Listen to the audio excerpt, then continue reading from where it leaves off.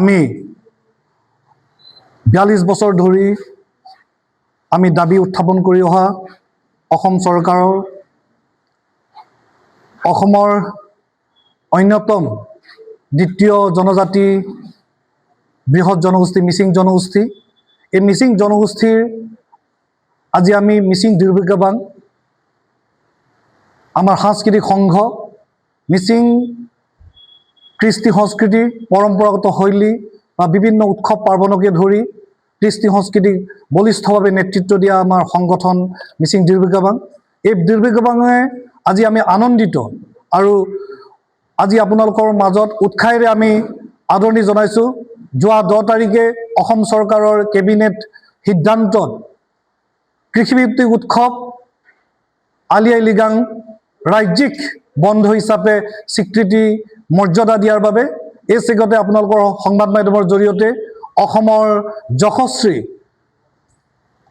আমাৰ মুখ্যমন্ত্ৰী কৰ্মদক্ষ মুখ্যমন্ত্ৰী সকলোৰে শ্ৰদ্ধাৰ ডক্টৰ হিমন্ত বিশ্ব শৰ্মা ডাঙৰীয়াক আমি মিচিং দুৰ্ভাগ্যৱানৰ তৰফৰ পৰা আন্তৰিক অভিনন্দন কৃতজ্ঞতা আৰু তেখেতৰ বলিষ্ঠ নেতৃত্বত মিচিং জনগোষ্ঠীৰ যিটো জাতীয় উৎসৱ কৃষিভিত্তিক উৎসৱ এই আলি আই লৃগাং আজি ৰাজ্যিক বন্ধ হিচাপে কেবিনেটত সিদ্ধান্ত লোৱাৰ বাবে তেখেতলৈ পুনৰ আমি কৃতজ্ঞতা জ্ঞাপন কৰিছোঁ। আৰু এই চেগতে মন্ত্ৰীসভাৰ সন্মানীয় সদস্যবৃন্দক আমি সন্মানীয় সদস্যবৃন্দক এই চেগতে কৃতজ্ঞতা জ্ঞাপন কৰিছোঁ। আজি আপোনালোকৰ সংবাদ মাধ্যমৰ জৰিয়তে আমি জনাব বিচাৰিছোঁ অসমৰ মাননীয় শিক্ষামন্ত্ৰী ডাক্তৰ ৰণোজ পেগুদেৱে আমাৰ মিচিং জনজীৱনৰ কৃষিভিত্তিক উৎসৱ আলি আই লৃগাং তেখেতে কেবিনেটত উত্থাপন কৰি আৰু বলিষ্ঠভাৱে তেখেতে ৰাজ্যিক বন্ধ দিয়াৰ বাবে যি ধৰণৰ তেখেতৰ প্ৰচেষ্টা আৰু সেই প্ৰচেষ্টাক আমি দুৰ্ভাগ্যভাৱে শলাগিছোঁ আৰু তেখেতলৈ আন্তৰিক কৃতজ্ঞতা আৰু অভিনন্দন জ্ঞাপন কৰিছোঁ।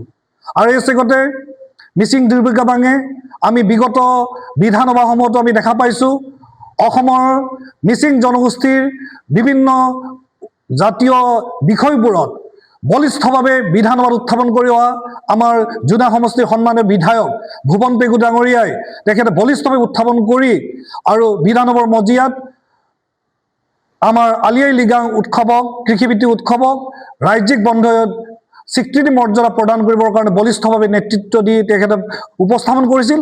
আৰু চেগতে আপোনালোকৰ সংবাদ মাধ্যমৰ জৰিয়তে তেখেতলৈ আন্তৰিক অভিনন্দন আৰু কৃতজ্ঞতা আমি যাচিছোঁ।